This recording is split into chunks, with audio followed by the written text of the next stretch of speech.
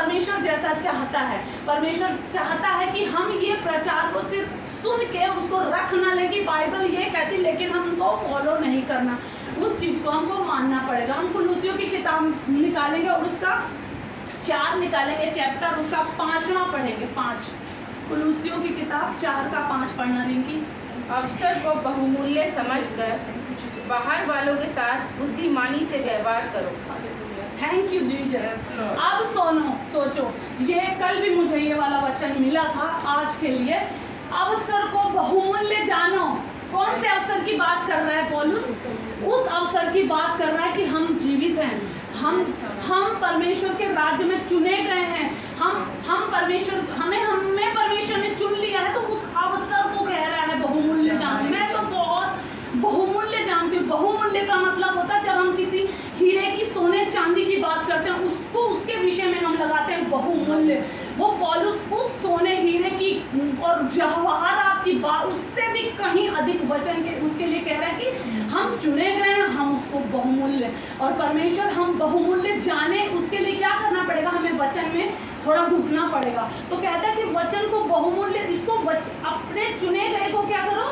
बहुमूल्य समझो कि हम परमेश्वर के राज्य में हम चुने गए, हम जीवित हैं, हम बहुमूल्य हैं। हमको परमेश्वर ने अपने राज्य में बुला लिया है, हम बहुमूल्य हैं। क्योंकि हम जैसे, अब मैं तो बाद में चुनी गई हूँ, मेरे को 7 साल ऐसे 8 साल हुए, लेकिन जो लोग पहले चुने गए हैं उन तक वो वचन सटीकता से पहुँचा ही नहीं। इसीलिए आज ये है कि वो वचन ना पहुंचने की वजह से वो अपने बच्चों को भी सिखाना पाए। इसलिए परमेश्वर ने कहा कि मैं अपने प्रॉफिट्स को खड़ा करूंगा, मैं अपने नबियों को आने वाले कल में खड़ा करूंगा, जो तुम्हारे बीच में खड़े तुम वो वचन सुनाएंगे। मुझे नहीं पता, लेकिन परमेश्वर ये कहता है कि बहुमूल्य, वो पौलुस कहता है कि इसको बहुमूल्य समझो।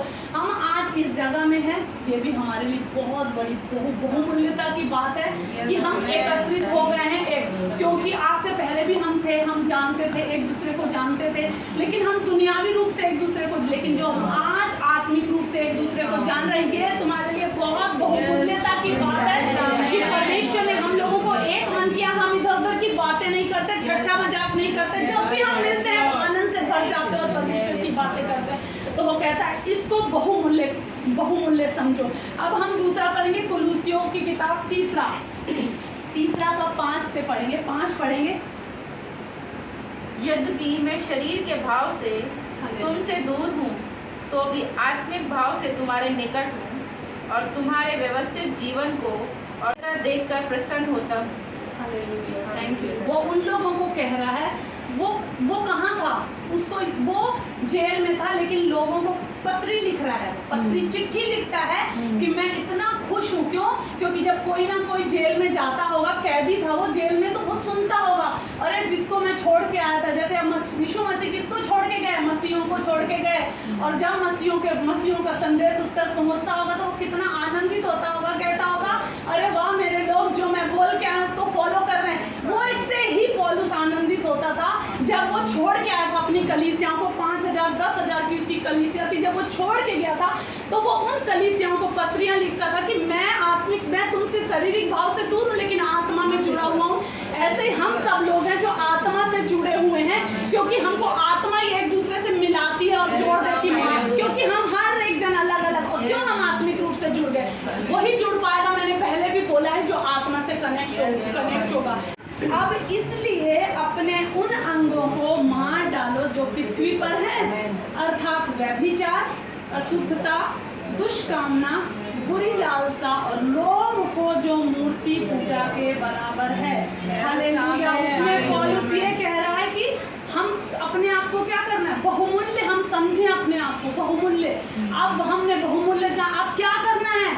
अपने उन अंगों को, ये नहीं बोल रहा अपने हाथ पांव काट के फेंक दो, कह रहा आप उन अंगों को जो इस पृथ्वी के लिए हैं, जो हमारी ये वैर, ये झूठ, जो निंदा, जो हम ये नहीं कि मैं नहीं कर रहा, हम सब कुछ ना कुछ करते हैं। तो वो पौलुस कह रहा है कि इन सारी चीज़ों को निकाल दो, इन सारी चीज़ों को निकाल दो और अपनी अशुद्धता, बुरी लालसा, और क्योंकि ये लोग, ये क्या है? मूर्ति पूजा के, मूर्ति पूजा बाइबल में बताई गई है। सबसे परमेश्वर ने कहा मूर्ति पूजा करनी है। अब मूर्ति पूजा के बराबर ये सारी चीज़ों को कहा गया है। तो वो कहता है पौलुस कि इसको हम सब अपने शरीरों को, हमारे जो शारीरिक दुनिया है इससे हम निकल जाएं और हम अब अपनी आत्मिक दुनिया में प्रवेश करें। अब